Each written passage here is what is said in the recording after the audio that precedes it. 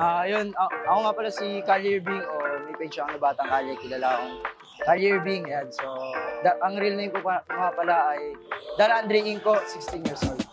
So yun, very thankful ako at sobrang swerte ko dahil isa ako sa mga napili dito manlalaro sa Motivated 3x3 dahil na mga kalaro ko nga dito is yung mga sikat din na influencer. So, once in a lifetime lang ito magkakasama-sama kami. So, ayun, sobrang swerte ko dahil. So yun, sobrang kapit ng bola na ito mga idol.